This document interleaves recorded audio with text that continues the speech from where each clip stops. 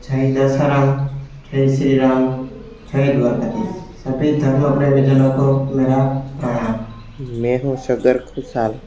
तो आज हम बात करेंगे भारत की संस्कृति के बारे में, और उसमें भी एक ऐसा यज्ञ जो कि सभी यज्ञों का राजा है, अश्वमेध महायज्ञ, जो केवल आहुति नहीं बल्कि आत्मा की शुद्धि, समाज की जागृति और देश की उन्नति का प्रतीक है। इसी परंपरा को पुनः जीवंत करने जा रहा है अश्वमेध महायज्ञ 2026, जो 12 फरवरी को जामनगर गुजरात की पवित्र भूमि पर आयोजित होगा।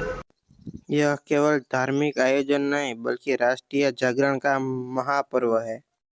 5555 कुंडीय यह महायज्ञ विश्व भर छाए शांत महात्माओं और लाखों श्रद्धालुओं की उपस्थिति में संपन्न होगा। मैं आप सबसे निवेदन करता हूँ कि इस दिव्य और महायज्ञ में सहभागी बने और अपना यज्ञ कुंड बुक कराए।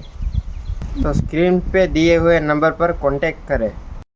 तो आइए मिलकर इस महायज्ञ को सफल बनाए। जहाँ यज्ञ है वहाँ एकता है, और जहाँ भारत है वहाँ विश्व का कल्याण है।